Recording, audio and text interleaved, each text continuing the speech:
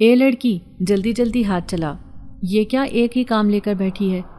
میں تو جلدی جلدی موتیے کے پھولوں کے ہار بنا رہی تھی۔ اچانک ہی اس کرخت آواز پر اچھل پڑی۔ میں نے دیکھا سامنے کھڑی خوفناک آنکھوں والی عورت مجھے گھور رہی تھی۔ دل ہی دل میں مجھے اس کے پہناوے پر ہنسی تو آئی تھی، لیکن اس وقت ہنسنا اپنی شامت کو بلانے کے مترادف تھا۔ تبھی میں کھڑی ہو کر کہنے لگی، میم آپ فکر نہ کریں، میں بارات آنے سے پہلے سارا کام سمیٹ دوں گی۔ اس نے ہاں میں سر ہلایا اور گھورتی ہوئی دوسری طرف کو مڑ گئی۔ اب میں جلدی جلدی سارے ہار بنا کر رکھ رہی تھی، اوپر سے مجھے اس کرسی کی سجاوٹ بھی کرنی تھی جس پر آ کر ابھی دلہے راجا نے بیٹھنا تھا۔ بارات آنے والی تھی۔ یہ ایک امیر زادی کی شادی تھی، اسی لیے پورے بنگلے کو کسی محل کی طرح سے سجایا گیا تھا۔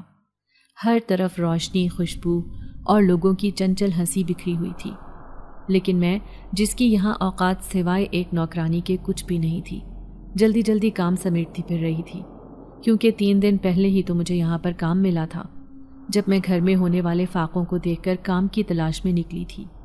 میری خوش نصیبی تھی کہ مجھے اس خوبصورت سے بنگلے میں کام مل گیا تھا، کیونکہ یہاں ایک لڑکی کی شادی تھی۔ سب لوگ مجھے تحقیر آمیز نظروں سے دیکھ رہے تھے، کیونکہ میرے کپڑے جگہ جگہ سے پیونت لگے ہوئے انتہائی پرانے تھے، جبکہ یہاں موجود نوجوان لڑکیوں نے خوبصورت لباس اور بھاری بھاری سونے چاندی کے زیورات پہن رکھے تھے۔ صاف ظاہر تھا کہ دولت ان کے گھر کی باندھی ہے۔ سارا کام وقت پر سمٹ گیا تھا۔ میں سانس لینے کو تھوڑی دیر سیڑھیوں پر بیٹھ گئی۔ اچانک ہی بارات آنے کا شور اٹھا۔ میں بھی چھپ کر دیکھنے لگی کہ آیا دلہا کیسا ہے۔ میری نظر دلہے پر پڑی تو میں حیران رہ گئی۔ وہ انتہائی دلکش خوبصورت نوجوان تھا۔ سفید لباس میں ملبوس وہ کسی شہزادے کی سی شان سے چلتا آ رہا تھا۔ پھر وہ اسی کرسی پر بیٹھ گیا جسے میں نے سجایا تھا۔ ساری شادی خوب اچھے سے انجام پا رہی تھی۔ میری جو ذمہ داری تھی وہ میں نے اچھے سے ادا کی تھی، لیکن اچانک ہی ایک لڑکی بھاگتی ہوئی آئی اور اسی خوفناک آنکھوں والی عورت کے کان میں سرگوشی کرتے ہوئے کہنے لگی، دلہن بھاگ گئی ہے۔ یہ سننا تھا کہ اچانک پوری بارات میں ہلچل مچ گئی۔ دلہا جو ابھی بڑا خوش تخت پر بیٹھا تھا، اچانک ہی اس نے اپنی پگڑی اتار کر زمین پر پھینک کر ماری اور کہنے لگا، شاہویر سے دھوکا، یہ کسی نے سوچا بھی کیسے؟ میں تم سب کو فنا کر دوں گا۔ اس کی آواز میں اس قدر غضب تاکی تھی کہ میں بھی خوف سے تھرا کر رہ گئی تھی۔ تبھی وہ عورت جو یہاں کی مالکن تھی اچانک ہاتھ اٹھا کر کہنے لگی، مجھے معاف کر دو شہزادے، میرا اس میں کوئی قصور نہیں ہے، لیکن میں تمہیں کہتی ہوں کہ تم اس محل میں موجود جس لڑکی کے اوپر بھی ہاتھ رکھو گے، میں تمہاری اس سے شادی کرواؤں گی۔ یہ سب تمہاری باندیاں ہیں، کنیز بن کر ساری زندگی تمہاری خدمت کریں گی۔ اب وہ غضبناک نظروں سے ساری لڑکیوں کی طرف دیکھ رہا تھا، ایسے لگ رہا تھا جیسے اسے کوئی بھی پسند نہ ہو۔ میں بھی ایک پلر کے پیچھے چھپی کھڑی حیرت سے اس منظر کو دیکھ رہی تھی۔ اچانک ہی مجھ پر قیامت ٹوٹ پڑی جب اس نے انگلی سے میری طرف اشارہ کیا تھا۔ سب کی آنکھیں پھٹی کی پھٹی رہ گئی۔ وہ مالکن کہنے لگی، کیا تم اس سے شادی کرو گے؟ جانتے بھی ہو یہ کون ہے؟ سب کی آنکھوں میں حیرت تھی اور میرا دل چاہ رہا تھا کہ زمین پھٹے اور میں اس میں سما جاؤں۔ بھلا میری ایسی اوقات کہاں تھی؟ وہ دلہا بنا نوجوان کہنے لگا، ہاں میں اسی سے شادی کروں گا اور تم سب سے بدلہ لوں گا۔ میں یہاں سے بھاگنا چاہتی تھی، لیکن ایسے لگ رہا تھا جیسے میرے جسم میں جان ہی نہ ہو۔ اب وہ زبردستی مجھے دلہن بنا رہے تھے، وہ بھی اس اجنبی کی جسے میں جانتی تک نہیں تھی۔ میرا نام عبیرہ ہے۔ میرا تعلق ایک انتہائی غریب گھرانے سے تھا۔ میرے بھائی غریب آدمی تھے، وہ چھولے چنے کی چاٹ بیچ کر گزارا کرتے تھے۔ اچانک ہی ایک ایکسیڈنٹ میں معذور ہو گئے تو پورے گھر کی ذمہ داری میرے کندھوں پر آ گئی۔ گھر میں فاقوں کی نوبت آئی تو میں بھی کام کی تلاش میں گھر سے نکلی۔ میں نے بہت جگہ کام ڈھونڈنے کی کوشش کی، لیکن کبھی مجھے کام مل جاتا تو کبھی میں خالی ہاتھ گھر واپس لوٹ آتی۔ میرے کندھے پر پورے گھر کی ذمہ داری تھی، اسی لیے میں ہر وقت پریشان رہتی تھی۔ لیکن ایک دن اس گھر کے سامنے سے گزرتے ہوئے اچانک ہی مجھے ایک عورت نے روک لیا تھا۔ کیا تم کام کی تلاش میں گھر سے نکلی ہو؟ میں نے ہاں میں سر ہلایا تو وہ کہنے لگی، یہاں شادی ہے اور اس گھر میں کام کرنے والی لڑکی کی ضرورت ہے۔ تم اس گھر کے کام سنبھالو، اگر شادی خیر و عافیت سے ہو گئی تو تم کو پیسوں کے ساتھ ساتھ بہت سے تحفے تحائف بھی ملیں گے۔ یہ سن کر میں خوش ہو گئی تھی۔ کئی دن سے شادی کی تقریب جاری تھی۔ روزانہ شادی کا کھانا بھی میں اپنے گھر لے جاتی۔ چھوٹے بہن بھائیوں کا خوب پیٹ بھر جاتا۔ امی ابو بھی سکون میں تھے، لیکن میں نہیں جانتی تھی کہ مجھ پر اتنی قیامت ٹوٹ پڑے گی۔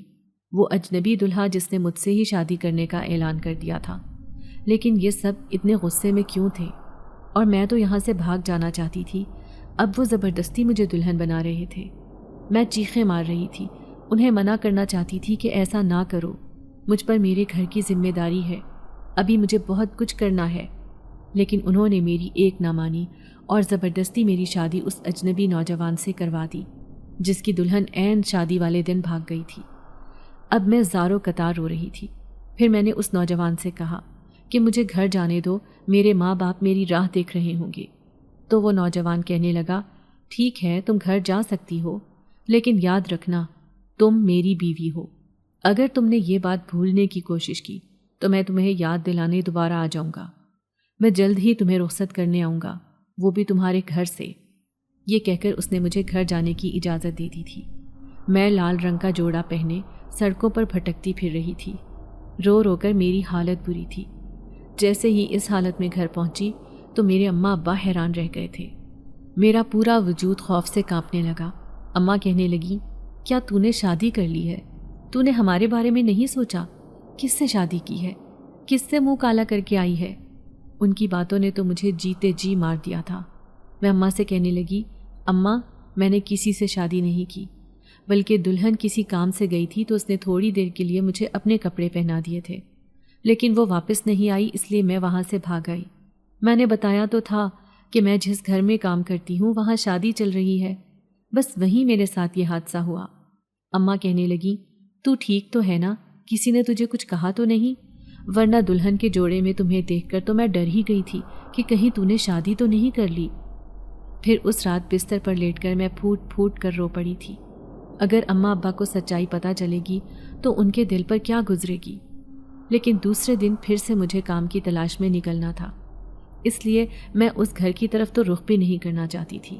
اب میں ایک بار پھر سے کام ڈھونڈ رہی تھی۔ اس دن تپتی دوپہر میں گھر کی طرف جا رہی تھی جب چپکے کوئی میرا پیچھا کرنے لگا۔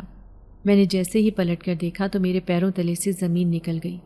وہی نوجوان میرے پیچھے پیچھے آ رہا تھا۔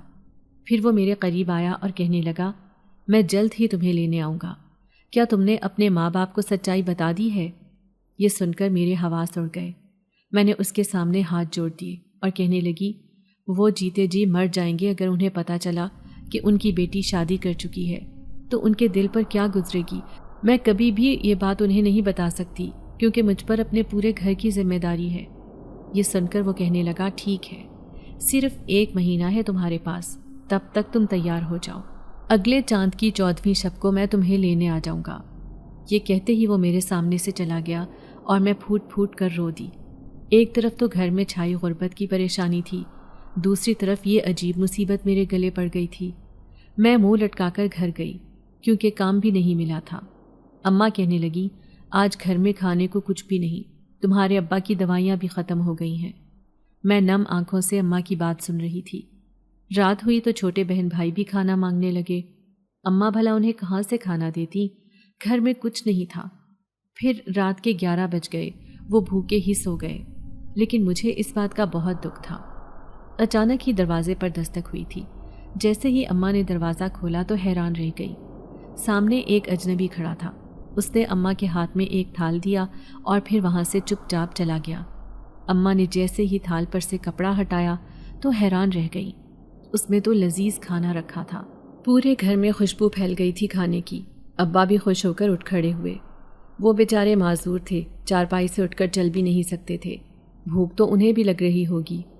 میں بھی حیران تھی کہ اتنی مہربانی کس نے کی جو اتنا بڑا تھال کھانے کا دے کر چلا گیا۔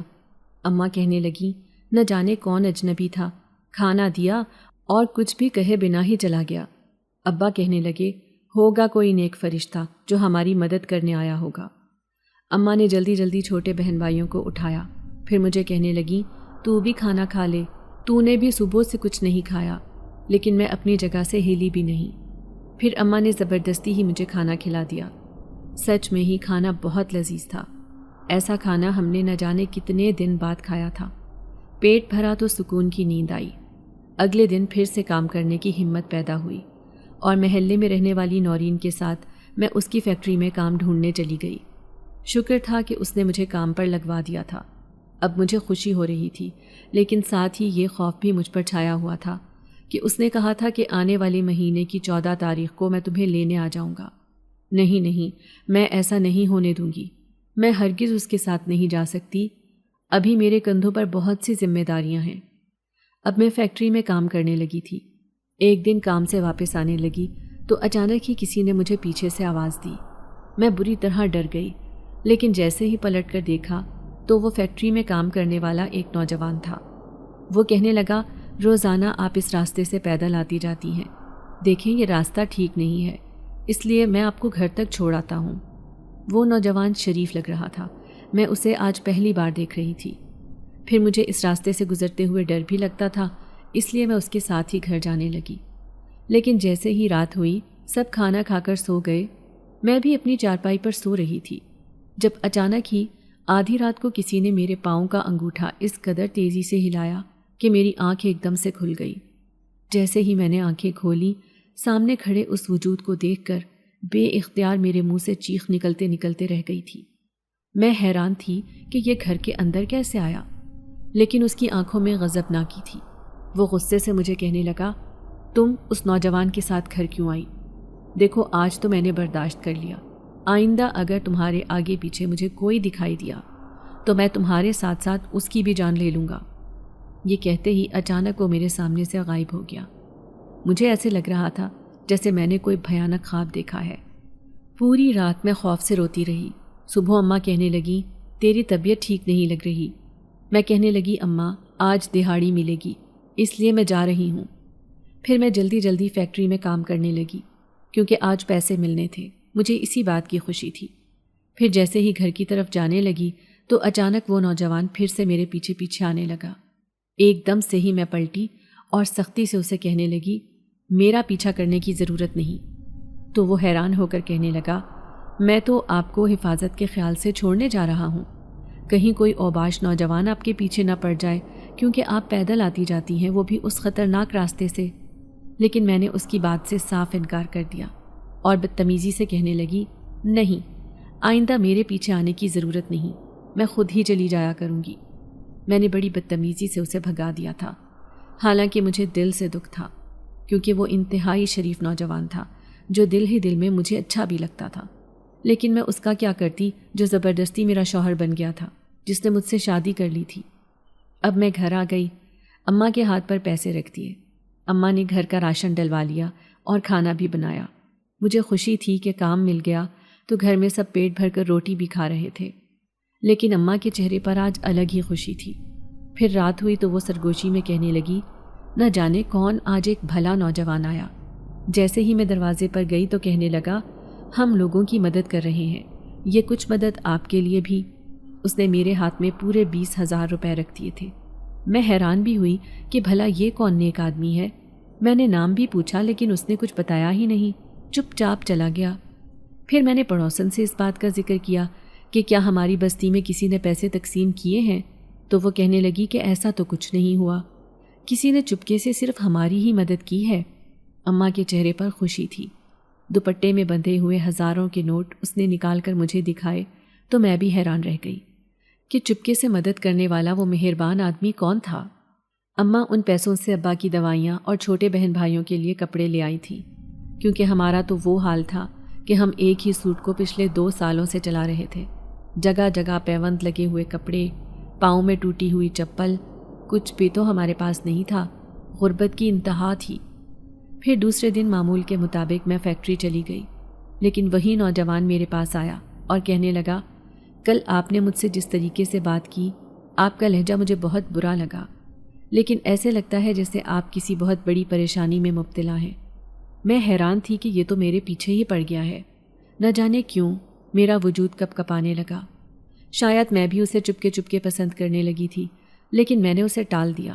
پھر میں کہنے لگی، نہیں، میرے ابا بہت سخت مزاج کے ہیں، اگر انہیں پتہ چلے گا کہ میں کسی نوجوان کے ساتھ گھر جاتی ہوں تو وہ ناراض ہو جائیں گے، اسی لیے میں نے آپ کو وہاں سے واپس چلے جانے کے لیے کہا تھا۔ یہ سن کر اس نے سر ہلایا، پھر کہنے لگا ٹھیک ہے، مجھے آپ کی بات کا برا نہیں لگا، لیکن اگر آپ کو میری کبھی بھی کسی مدد کی ضرورت ہو تو ضرور بتائیے گا۔ یہ کہہ کر وہ وہاں سے چلا گیا تھا۔ میں دیکھ رہی تھی کہ وہ چپکے چپکے مجھے دیکھتا رہتا ہے۔ اس کی نظروں سے مجھے بہت الجھن ہوتی تھی۔ میں نہیں چاہتی تھی کہ میں اس کی بات بھول جاؤں جو زبردستی میرا شوہر بن گیا تھا، کیونکہ وہ ایک طاقتور انسان تھا۔ اس کی حویلی کس قدر خوبصورت تھی جہاں میں کام کرنے جاتی تھی۔ اس کی اپنی دلہن تو وہاں سے بھاگ گئی تھی، لیکن اس نے زبردستی مجھ سے شادی کر لی تھی۔ آخر اسے مجھ میں ایسا کیا نظر آیا؟ میں تو اتنی خوبصورت تھی بھی نہیں، عام سی شکل و صورت کی مالک، سانولی رنگت کی بڑی بڑی آنکھوں والی ایک دبلی پتلی سی لڑکی تھی۔ پھر میں اکیلی ہی اس راستے سے آنے جانے لگی جو کہ بہت ہی کٹھن اور دشوار تھا۔ وہاں اکثر ہی جواری اور چرسی لوگ بیٹھتے تھے جو پولیس والوں کے خوف سے چھپ کر درخت کے نیچے بیٹھ کر نشہ کرتے تھے۔ اماں کہتی تھیں کہ اس راستے سے نہ گزر کر جایا کرو، لیکن جو دوسرا راستہ تھا وہ بہت زیادہ لمبا تھا، اور پھر جب کام سے تھک ہار کر میں گھر آنے لگتی تو اتنی ہمت نہیں ہوتی تھی کہ میں اس لمبے راستے پر سفر کروں۔ اسی لیے میں وقت بچانے کے لیے یہاں سے ہی گزر کر چلی جایا کرتی تھی۔ پھر اس دن میں اکیلی ہی آ رہی تھی۔ شام کے سائے چاروں طرف پھیل گئے تھے۔ اچانک ہی جھاڑیوں میں ہلچل سی محسوس ہوئی۔ جیسے ہی میں وہاں سے گزری، کسی نے پیچھے سے میرا دوپٹہ کھینچا تھا۔ میں نے خوف سے پلٹ کر دیکھا۔ سامنے 4 لوگ بیٹھے تھے۔ وہ بڑی مکار نظروں سے مجھے دیکھ رہے تھے۔ مجھے اس قدر ڈر لگا، آج تو میرے ساتھ کوئی تھا بھی نہیں جو میری مدد کر سکتا۔ اچانک ہی میں نے اپنا دوپٹہ کھینچا تو وہ چاروں میرے سامنے آ کر کھڑے ہو گئے۔ میں نے انہیں دھکا دیا اور وہاں سے پاگلوں کی طرح بھاگنے لگی۔ بھاگتے بھاگتے میں راستہ بھی بھٹک گئی تھی، نہ جانے کہاں پہنچ گئی، لیکن وہ نشے میں دھت میرا پیچھا کر رہے تھے۔ ایسے لگ رہا تھا آج میری عزت خراب ہونے والی ہے۔ میں بہت آگے نکل آئی تھی، اچانک ہی کسی سے بری طرح ٹکرائی۔ سامنے کھڑے اپنے نام نہاد شوہر کو دیکھ کر میں حیران رہ گئی تھی۔ اسے کیسے پتہ چلا کہ آج میں اتنی مشکل میں ہوں؟ تبھی اس نے مجھے ایک درخت کے نیچے بٹھایا اور خود نہ جانے کہاں چلا گیا۔ لیکن تھوڑی ہی دیر بعد مجھے 3-4 لوگوں کی بری طرح چیخنے کی آواز آئی تھی۔ میں حواس باختہ ہو گئی، جانے ہی لگی تھی کہ اچانک کسی نے میرے کندھے پر ہاتھ رکھ دیا۔ پلٹ کر دیکھا تو سامنے ایک عورت کھڑی تھی۔ اوہو، جہاں تمہیں آنا تھا تم تو وہاں پہلے ہی آ گئی، کیا تم سے اتنا بھی انتظار نہیں ہوا؟ میں اس کی بات نہیں سمجھی تھی، اس لیے پریشانی سے اسے دیکھنے لگی۔ تبھی وہ مجھے کچھ کہنے ہی والی تھی کہ اچانک سامنے سے مجھے وہی آتا ہوا نظر آیا جس نے مجھے بچایا تھا۔ یقیناً اس نے ہی ان کے ساتھ کچھ کیا تھا، تبھی تو وہ آدمی بری طرح چیخ رہے تھے۔ پھر وہ کہنے لگا، بس 3-4 دن ہیں، اس کے بعد ہمیشہ کے لیے تم محفوظ ہو جاؤ گی۔ میں خوف زدہ سی ہو گئی۔ پھر وہ کہنے لگا، چلو میں تمہیں تمہارے گھر تک چھوڑ دیتا ہوں۔ لیکن میں اس عورت کی بات نہیں سمجھی تھی جو چبھتی ہوئی نگاہوں سے میرے وجود کو دیکھ رہی تھی۔ اب میں گھر آ گئی۔ اماں نے میرا ایسا حلیہ دیکھا تو کہنے لگی، کیا ہوا تجھے؟ تو ٹھیک تو ہے نا؟ یہ حال تیرا کس نے کیا ہے؟ لیکن میں نے انہیں کچھ بھی نہیں بتایا۔ میں تو صرف اسی صدمے میں تھی کہ نہ جانے کب وہ مجھے لینے آ جائے اور اماں ابا کے سامنے میرا بھانڈا پھوٹ جائے گا۔ وہ تو یہی سمجھیں گے کہ شاید میں نے ہی چھپ کر شادی کر لی۔ گھر کے حالات اتنے خراب ہیں کہ میں تنگ آ گئی تھی اور میں نے اپنی زندگی سنوارنے کے لیے کسی نوجوان سے شادی کر لی۔ اب میں دن رات پریشان رہنے لگی تھی، اور پھر وہی ہوا جس کا ڈر تھا۔ ایک رات جب دروازے پر دستک ہوئی، 4 عورتیں دروازے پر کھڑی تھیں۔ اماں کہنے لگی، کون ہو تم لوگ؟ تو کہنے لگی، ہم تمہاری بیٹی کا جہیز لے کر آئے ہیں، اب اس کی رخصتی کی تیاری کرو۔ اماں دھک سے رہ گئی، کہنے لگی، ارے میں نے تو اپنی بیٹی کا رشتہ بھی طے نہیں کیا، تو میں اس کی شادی کیسے کر سکتی ہوں؟ تو ایک عورت کہنے لگی، تمہاری بیٹی کی شادی ہو چکی ہے، بس تم اسے رخصت کرنے کی تیاری کرو، اس کا نکاح ہو چکا ہے ہمارے سردار کے بیٹے سے، اس لیے وہ جلد ہی اسے لینے آئے گا، وہ بھی چاند کی 14 تاریخ کو، اور یہ سارا تمہاری بیٹی کا جہیز ہے۔ وہ بڑے بڑے سے تھال ہمارے گھر کے صحن میں رکھ کر چلی گئی، جبکہ میں خوف سے کانپتی کمرے کی کھڑکی سے انہیں دیکھ رہی تھی۔ جس کا ڈر تھا آخر کار وہی ہوا۔ اماں صدمے کی کیفیت میں تھی، ابا بھی پریشان تھے، بار بار مجھے آوازیں دے رہے تھے، لیکن میں اپنی جگہ سے ہلی بھی نہیں۔ ایسے لگ رہا تھا میرا وجود بالکل منجمد ہو گیا ہے۔ جیسے ہی اماں نے وہ تھال کھول کر دیکھے تو اماں کی آنکھیں پھٹی کی پھٹی رہ گئی تھی۔ کیونکہ ان میں سونے چاندی کے زیورات، میرا خوبصورت لال رنگ کا جوڑا رکھا تھا۔ اماں کہنے لگی، یہ کہیں میں کوئی بھیانک خواب تو نہیں دیکھ رہی؟ ابیرا، جلدی ادھر آ۔ اب انہوں نے مجھے آوازیں دینا شروع کر دی تھی۔ میں ڈرتی کانپتی ان کے سامنے گئی تھی۔ میرا چہرہ دیکھ کر ہی اماں نے اندازہ لگا لیا کہ وہ جو عورتیں کہہ رہی تھیں بالکل ٹھیک تھا۔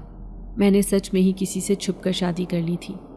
میں نے اماں کے سامنے ہاتھ جوڑ دیے اور روتے ہوئے کہنے لگی، اماں میرا اس میں کوئی قصور نہیں، خدا کے لیے مجھے گنہگار نہ سمجھنا۔ اماں سر تھامے بیٹھی تھی، کہنے لگی، پھر یہ عورتیں کون تھیں؟ اتنی امیر زادیاں، اور یہ ہمارے گھر اتنے سارے سونے چاندی کے زیورات اور یہ ساری دولت کیوں دے کر گئیں؟ پھر انہوں نے کہا کہ تیری شادی کی تیاریاں شروع کر دیں۔ میں روتے ہوئے کہنے لگی، اماں میں کچھ نہیں جانتی۔ آپ کو وہ یاد ہے جب میں کسی کی شادی میں کام کرنے جا رہی تھی، وہیں پہ ایک نوجوان نے زبردستی میرے ساتھ شادی کر لی۔ میں انہیں کہہ رہی تھی کہ میرے ساتھ ایسا نہ کرو، میں غریب گھرانے سے تعلق رکھتی ہوں، لیکن انہوں نے میری ایک نہ سنی۔ نہ جانے انہیں مجھ میں کیا نظر آیا کہ زبردستی مجھ سے شادی کر لی۔ اماں کہنے لگی، لیکن وہ تو اتنے امیر ہیں۔ پھر میں کہنے لگی، اماں میں کچھ نہیں جانتی، بس آپ مجھے بچا لو، میں ان کے ساتھ نہیں جانا چاہتی۔ میں ان سے لپٹ گئی تھی۔ اماں ایک ایک چیز کو اٹھا کر دیکھ رہی تھی۔ پھر اماں نے وہ ساری چیزیں اٹھا کر کمرے میں چھپا دی۔ ابا نے بھی ساری حقیقت جان لی تھی، لیکن جیسے ہی چاند کی 14 تاریخ ہوئی تو اچانک ہی ہمارے گھر کے باہر ان کا رش لگ گیا۔ وہ سب مجھے لینے آئے تھے۔ تبھی 4 عورتیں اندر آئیں۔ اماں ابا سمیت چھوٹے بہن بھائی بھی دبکے ہوئے تھے۔ ان کی دہشت ہی اتنی تھی۔ چاروں نے مل کر مجھے دلہن کی طرح تیار کیا اور سارے سونے چاندی کے زیورات پہنا دیے۔ تبھی ایک عورت نے اماں کے ہاتھ میں ایک لال رنگ کی پوٹلی رکھی اور کہنے لگی، یہ لو بڑھیا، یہ تمہارے کام آئیں گے۔ جب ہم اس لڑکی کو لے جائیں گے تو انہیں بیچ کر بہت امیر ہو جائے گی، تیرے وارے نیارے ہو جائیں گے، اور اپنی بیٹی کا غم نہ کرنا، یہ وہاں بہت خوش رہے گی ہمارے محل میں، اب ہمیشہ کے لیے یہ ہمارے ساتھ جا رہی ہے۔ وہ مجھے زبردستی رخصت کر کے اپنے ساتھ لے کر جا رہے تھے۔ میں پلٹ پلٹ کر آنسو بھری نظروں سے اماں کو دیکھتی۔ اماں کبھی حیرت سے پوٹلی کو دیکھتی تو کبھی مجھے۔ ان کی سمجھ میں خود نہیں آ رہا تھا کہ یہ سب کیا ہو رہا ہے، اور پھر وہ مجھے زبردستی اپنے گھر سے رخصت کر کر اپنے ساتھ لے کر جا رہے تھے۔ نہ جانے کہاں، میں ایک انجانی منزل پر جا رہی تھی جس کا علم مجھے خود بھی نہیں تھا۔ پھر وہ مجھے ایک ویران جنگل میں لے گئے۔ میں حیران تھی کہ شاید یہ لوگ یہیں پر رہتے ہیں، لیکن یہاں پر تو کوئی انسان رہ ہی نہیں سکتا۔ تبھی میری نظر سامنے ایک محل پر پڑی تو سامنے مجھے کھڑا ہوا وہی نوجوان نظر آیا جو مجھے دیکھ کر مسکرا رہا تھا۔ میں نے اچانک ہی نظریں پھیر لی تھیں۔ پھر سب نے میرا پھولوں سے استقبال کیا۔ اب وہ مجھے اس محل میں لے کر جا رہے تھے۔ مجھے خوف بھی محسوس ہوا کہ میں اس محل میں کیوں آئی ہوں، میں اس قابل نہیں تھی۔ تبھی سامنے بیٹھا تخت پر ایک اونچا لمبا خوفناک آنکھوں والا آدمی دیکھ کر میں بری طرح گھبرا گئی تھی۔ تبھی وہ غصے سے کہنے لگا، یہ تمہاری خواہش پوری ہو گئی نا؟ تمہاری انسانی دلہن تمہارے پاس آ گئی ہے۔ تم یہی چاہتے تھے نا، کسی آدم زادی سے شادی کرنا، اور تمہاری یہ خواہش پوری ہو گئی۔ میں حیرت سے ان کی باتیں سن رہی تھی۔ تبھی وہ چاروں عورتیں آ کر کہنے لگیں، لڑکی، کیا تم جانتی ہو کہ ہم جنات ہیں، اور تم اس وقت جنات کے محل میں موجود ہو، اور تمہارا شوہر بھی ایک جن زاد ہے۔ اس نے جان بوجھ کر تم سے شادی کی، ہم سب کو دھوکہ دے کر۔ میں ایک دم سے ہی خوف کے مارے اٹھ کھڑی ہوئی تھی۔ اچانک ہی ان سب کی آنکھیں بدلنے لگیں۔ وہ جو مجھے پہلے انسانوں کی طرح نظر آ رہے تھے، اب ایک دم سے ہی ان کا روپ بدل گیا تھا۔ وہ کوئی بھیانک روپ لیے مجھے ایسے دیکھ رہے تھے جیسے ابھی مجھے پکڑ کر مار ڈالیں گے۔ میں پاگلوں کی طرح یہاں سے فرار کا راستہ چاہتی تھی، لیکن انہوں نے مجھے چاروں طرف سے گھیر لیا تھا۔ میرا شوہر جو زینے پر کھڑا تھا وہ جھک کر مجھے دیکھ رہا تھا، لیکن آج وہ بہت ہی خوفناک لگ رہا تھا۔ یہ میں کہاں پھنس گئی، جنات کے درمیان؟ میرا واسطہ تو کبھی جنات سے پڑا ہی نہیں تھا، آخر میرا قصور کیا تھا؟ تبھی ایک خوفناک شکل والی جنزادی کہنے لگی، اس دن جب اس کی شادی ہو رہی تھی، اس نے ہی اپنی دلہن کو جان بوجھ کر رسیوں سے باندھ دیا تھا۔ وہ اس سے شادی کرنا ہی نہیں چاہتا تھا، کیونکہ اس کی بچپن سے ہی خواہش تھی کہ یہ کسی آدم زادی سے شادی کرے گا۔ اسی لیے اسے معلوم ہو گیا تھا کہ اس کی شادی میں ایک آدم زادی بھی موجود ہے، اور وہ کوئی اور نہیں بلکہ تم تھی۔ تبھی تو اس نے یہ سارا ڈرامہ کیا تھا تم سے شادی کرنے کے لیے۔ اب تمہیں بھی بہت شوق تھا نا کہ کسی جنات سے شادی کر لو، اب تم ہمارے درمیان رہو گی، جنات کے محل میں۔ اب تمہیں وہی کرنا پڑے گا جو ہم جنزادیاں کرتی ہیں۔ میں تڑپ تڑپ کر رو رہی تھی۔ ان سب سے کہنے لگی، خدا کے لیے میرے ساتھ ایسا نہ کرو، مجھے گھر جانے دو۔ لیکن وہ میری کوئی بھی بات نہیں سن رہے تھے۔ زبردستی مجھے گھسیٹتے ہوئے ایک خوابگاہ میں لے کر آئے اور باہر سے انہوں نے دروازہ بند کر دیا۔ میں دروازے کے پاس بیٹھ کر رو رہی تھی کہ اچانک کسی نے میرے کندھے پر ہاتھ رکھا۔ میں اچھل پڑی۔ وہ جن ذات میرے سامنے ہی کھڑا تھا جو کہ شہنشاہ جنات کا بیٹا اور ایک سردار تھا۔ میں اسے دیکھ کر خوف سے پیلی پڑ گئی تو وہ کہنے لگا، میں تمہیں کوئی نقصان نہیں پہنچاؤں گا، تمہاری وجہ سے میری خواہش پوری ہوئی ہے، اس لیے میں تمہارا شکر گزار ہوں۔ اب دیکھو ہم دونوں ہمیشہ ساتھ رہیں گے۔ میں گھبرا کر اس سے کہنے لگی، لیکن ایک انسان اور ایک جن ساتھ کیسے رہ سکتا ہے؟ مجھے واپس اپنی دنیا میں جانا ہے، میرے ماں باپ میری راہ دیکھ رہے ہوں گے۔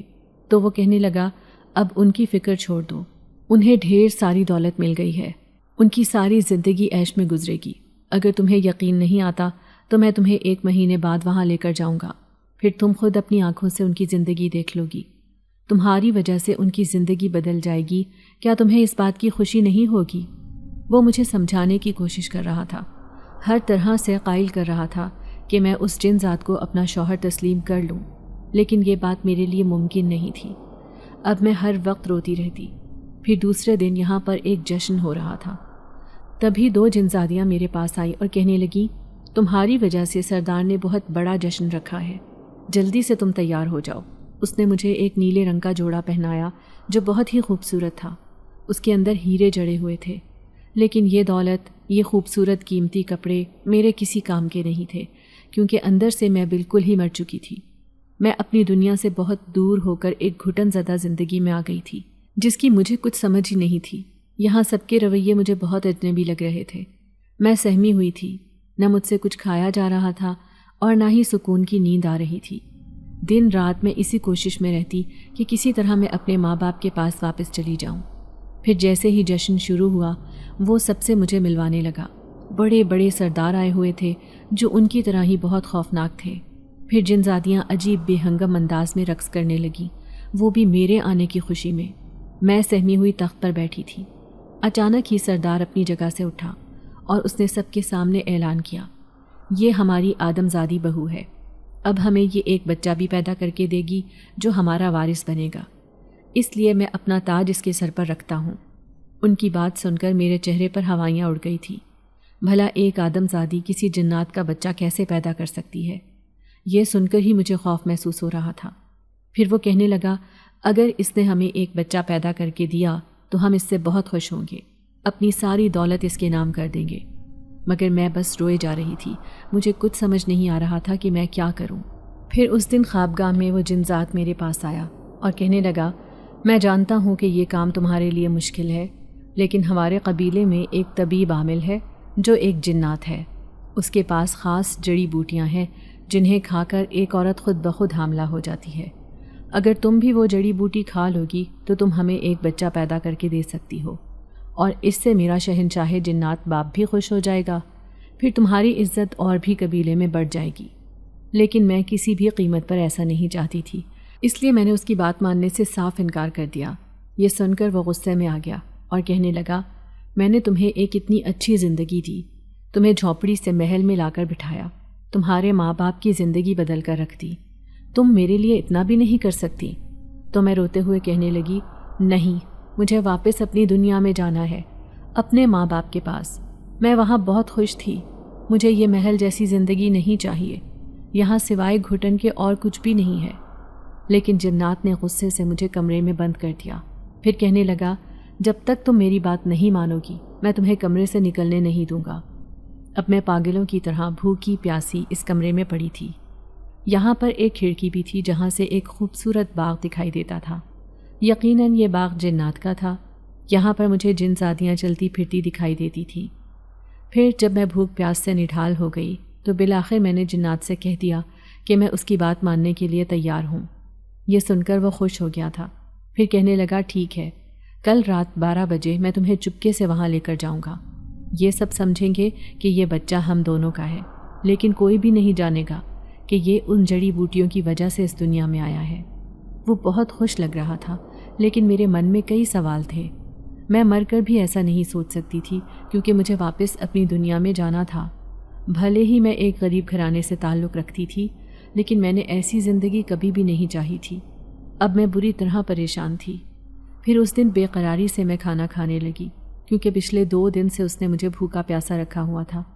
پھر جیسے ہی وہ رات گزری اور اگلی رات آئی تو چپکے سے وہ مجھے لے کر اپنے ساتھ محل کے خفیہ دروازے سے باہر نکل آیا تھا۔ وہ مجھے نہ جانے کہاں لے کر جا رہا تھا، کیونکہ یہ جنگل تو بالکل ہی سنسان پڑا تھا۔ پھر میں نے دیکھا سامنے پہاڑیاں ہی پہاڑیاں تھیں، وہاں پر انسانوں کا رش تھا۔ اس رش کو دیکھ کر میں حیران رہ گئی۔ پھر وہ سرگوشی میں کہنے لگا، میں وہاں نہیں جا سکتا، کیونکہ وہ ایک عامل جن ذات ہے۔ وہ انسانوں کو ادویات دیتا ہے، وہ تمہیں بھی دوائی دے گا، تم نے صرف اسے میرا پیغام دینا ہے۔ میں حیران ہو کر کہنے لگی، لیکن آپ کیوں نہیں جا سکتے؟ تو کہنے لگا، کیونکہ اگر میں وہاں جاؤں گا تو وہاں کھڑے سب لوگ مجھے پہچان لیں گے، کیونکہ اس کے آستانے پر جاتے ہی سب لوگوں کے سامنے میرا وجود ظاہر ہو جائے گا۔ پھر میں اکیلی ہی اس طبیب عامل کے پاس جانے لگی۔ اب میں گھبرا رہی تھی۔ پھر جیسے ہی میں اس کے سامنے بیٹھی تو وہ کہنے لگا، کیوں آئی ہو یہاں؟ میں نے اسے جن ذات کا پیغام دیا تو وہ کہنے لگا، کیا تم نے اپنی مرضی سے اس سے شادی کی ہے؟ میں نے نفی میں سر ہلایا تو وہ کہنے لگا، اس نے تمہارے ساتھ زبردستی کی؟ یہ بات سن کر مجھے بہت غصہ آ رہا ہے۔ کیا تم اس کے چنگل سے آزاد ہونا چاہتی ہو؟ میں حیران رہ گئی تھی اس کی بات پر۔ پھر میں کہنے لگی، نہیں، وہ مجھے مار ڈالے گا، مجھے اس سے بہت خوف محسوس ہوتا ہے۔ تو وہ کہنے لگا، ایسا کچھ نہیں ہوگا، کیونکہ ہمارے نیک جنات ایسے نہیں کرتے۔ آخر اس نے یہ سب کیوں کیا؟ میں آج ہی شہنشاہ جنات سے بات کرتا ہوں، لیکن آپ وہ دوا دے دیں، بس میں واپس اسی جن ذات کے پاس جانا چاہتی ہوں۔ تو وہ کہنے لگا، ایسا نہیں ہو سکتا کہ ہم ایک آدم ذاتی سے حاملہ کروا کر اپنا بچہ پیدا کروائیں، اس لیے تم واپس اپنی دنیا میں لوٹ جاؤ۔ وہ جن ذات تمہارا کچھ بھی نہیں بگاڑ سکے گا۔ میں تمہیں ایک خاص چیز دے رہا ہوں، اگر تم وہ اپنے پاس رکھو گی تو کبھی بھی وہ تمہیں اپنی دنیا میں نہیں لے کر جا سکے گا۔ میں حیرت سے کہنے لگی، وہ چیز کیا ہے؟ تو تبھی اس نے میری کلائی میں ایک کالے رنگ کا دھاگا باندھ دیا اور کہنے لگا، یہ دھاگا جس پر میں نے عمل کر رکھا ہے، جن ذات تمہارے نزدیک بھی نہیں آ سکے گا، وہ تمہارا کچھ بھی نہیں بگاڑ سکے گا۔ جب میں شہنشاہ جنات سے بات کروں گا تو وہ خود ہی تمہیں چھوڑنے پر مجبور ہو جائے گا، اس لیے تم بے فکر ہو کر اپنی دنیا میں واپس لوٹ جاؤ۔ گو کہ میں بہت زیادہ گھبرا رہی تھی۔ میں کسی قیمت پر بھی اپنی دنیا میں واپس نہیں جانا چاہتی تھی، کیونکہ جن ذات کا خوف مجھے کھائے جا رہا تھا۔ لیکن جب یہ عامل جنات میری مدد کر رہا تھا تو مجھے اس کی مدد لینی چاہیے۔ میرے دل نے فیصلہ کیا اور میں وہاں سے فرار ہو گئی۔ ایسے لگ رہا تھا جیسے وہ جنات میرا پیچھا کر رہا ہے، لیکن میں بھاگتے بھاگتے ایک خوفناک جنگل میں آ گئی تھی، جنات کی دنیا سے بہت دور، اپنی انسانوں کی دنیا میں۔ پھر میں ایک نئے شہر میں آ گئی۔ یہاں میں بالکل اجنبی تھی، بکھرے بال، پھٹے پرانے کپڑے پہنے میں کسی بھکارن کی طرح نظر آ رہی تھی۔ تبھی میری نظر سڑک پر کھڑے ہوئے ایک نوجوان پر پڑی۔ میں اسے دیکھ کر چونک گئی تھی۔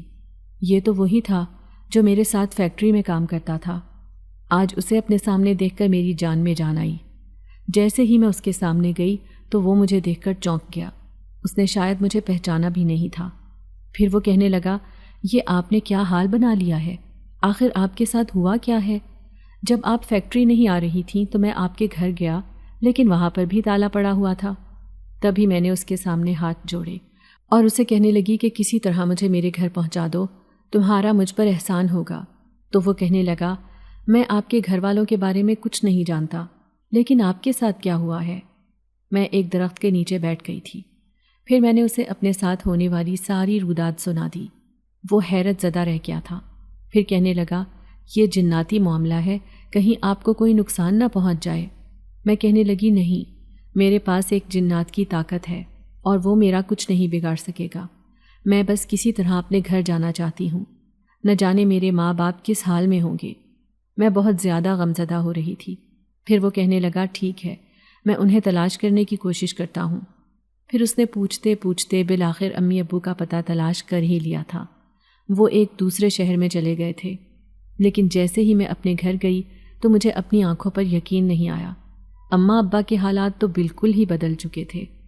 وہ اب ایک پرانے گھر میں نہیں بلکہ ایک نئے گھر میں رہ رہے تھے جو بہت ہی خوبصورت تھا، اور دروازے پر کھڑی میری اماں جس نے صاف ستھرے کپڑے پہن رکھے تھے مجھے اپنے سامنے دیکھ کر حیران رہ گئی۔ میں کہنے لگی، اماں میں وہاں سے بھاگ کر آ گئی ہوں، اب میں ہمیشہ آپ کے پاس رہوں گی۔ تو اماں کے چہرے پر عجیب سے تاثرات تھے۔ وہ مجھے لے کر اندر آ گئیں۔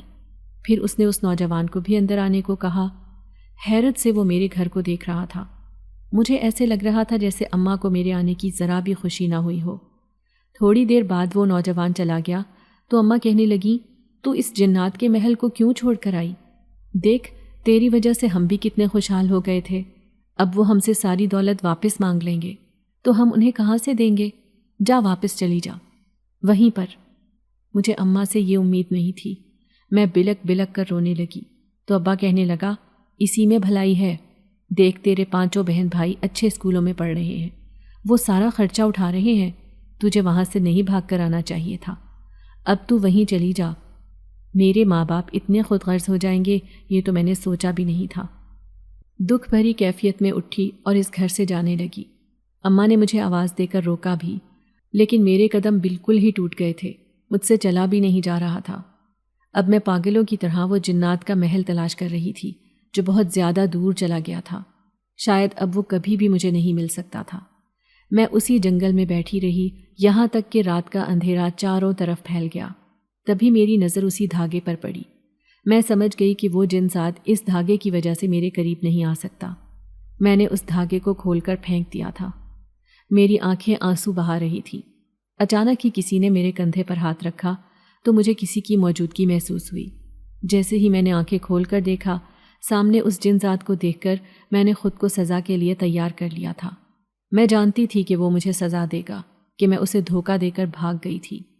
پھر وہ میرا مذاق اڑاتے ہوئے کہنے لگا، میں جانتا تھا کہ تمہارے ساتھ ایسا ہی ہوگا۔ انسان کتنا خود غرض اور لالچی ہوتا ہے، جب دولت آ جاتی ہے تو وہ اپنے سگے رشتوں کو بھی فراموش کر دیتا ہے، جیسا کہ تمہارے ماں باپ نے کیا۔ لیکن مجھے تمہاری حالت دیکھ کر بہت دکھ ہوا۔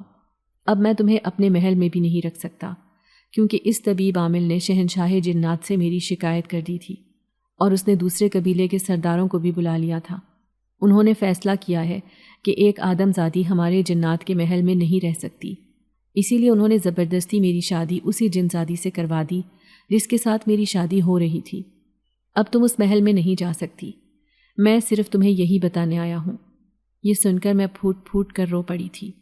پھر میں کہنے لگی، لیکن تم میرے ماں باپ سے وہ ساری دولت واپس لے لو گے، پھر ہم کہاں جائیں گے؟ وہ تو سڑک پر آ جائیں گے۔ تو وہ کہنے لگا، نہیں، میرا دل بہت بڑا ہے، میں ایک نیک جن ذات ہوں، میں کبھی بھی ایسا نہیں کروں گا۔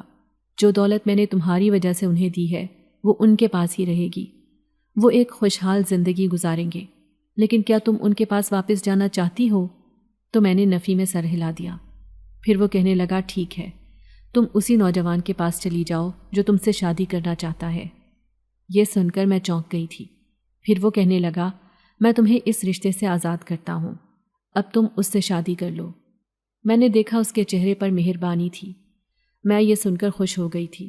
میں کہنے لگی، وہ بھی اب مجھ سے شادی نہیں کرے گا، وہ جانتا ہے کہ میں ایک آسیب زدہ لڑکی ہوں۔ تو وہ جن ذات کہنے لگا، نہیں، وہ تم سے ضرور شادی کرے گا، وہ تمہارا ہی انتظار کر رہا ہے۔ یہ کہہ کر اس نے مجھے اسی کے گھر کے سامنے چھوڑ دیا تھا۔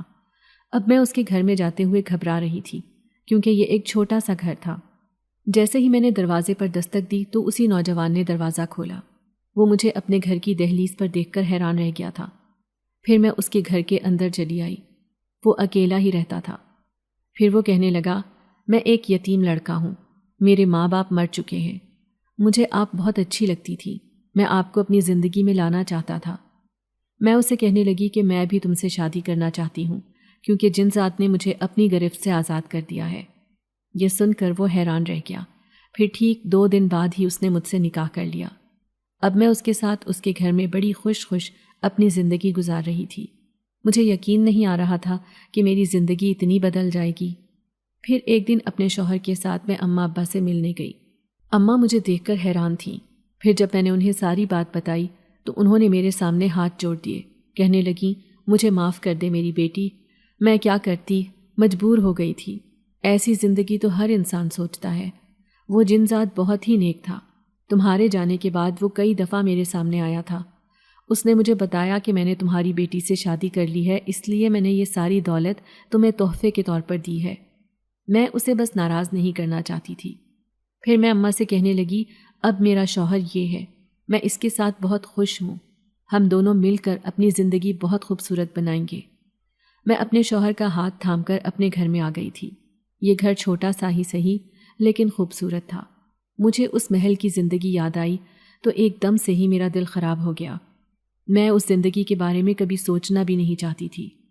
پھر میں نے اپنی محبت سے یہ گھر جنت بنا لیا۔